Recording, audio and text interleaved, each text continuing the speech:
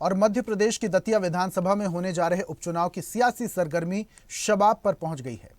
BJP, Congress और Azad Samaj party के बीच यहां त्रिकोणीय मुकाबले के आसार हैं। तीनों पार्टियां यहां मतदाताओं को साधने में पूरा जोर लगा रही हैं। स्वदेश न्यूज ने भी सियासी सरगर्मी के बीच मतदाताओं और उम्मीदवारों की नब्ज टटोलने की कोशिश की। दतिया के उपचुनाव पर देखिए हमारी ये खास रिपोर्ट। दतिया में उपचुनाव का बिगुल बज चुका है।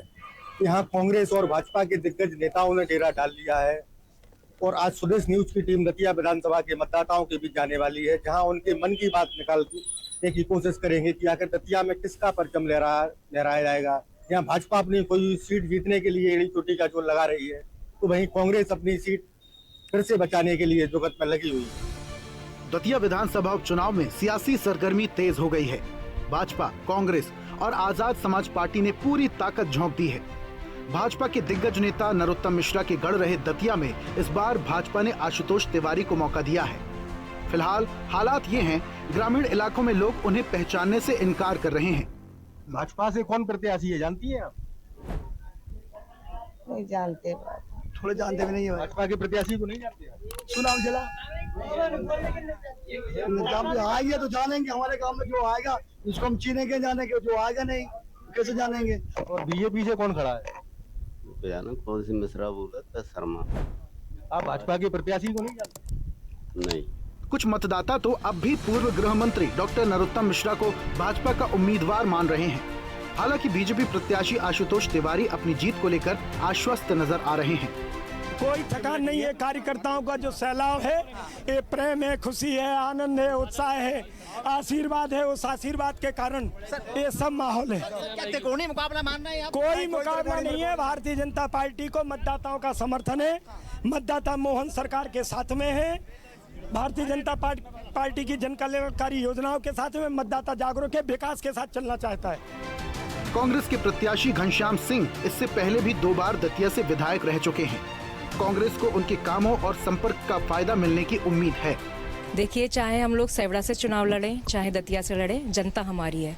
पूरा दतिया जिला महाराज साहब को इतना प्रेम देता है, इतना सम्मान करता है कि हम लोग को ऐसा नहीं लगता कि हम लोग इतने 10 साल बाद, यहाँ से 15 साल बाद चुनाव लड़ रहे हैं। हम लोग को लगता है कि यही हमारा, और है, बिल्कुल है, दतिया हमारा घर है। कांग्रेस और बीजेपी के साथ दतिया में आजाद समाज पार्टी से दामोदर यादव चुनावी मैदान में हैं। दामोदर यादव को एससी और ओबीसी वोटों के सहारे जीत की उम्मीद है।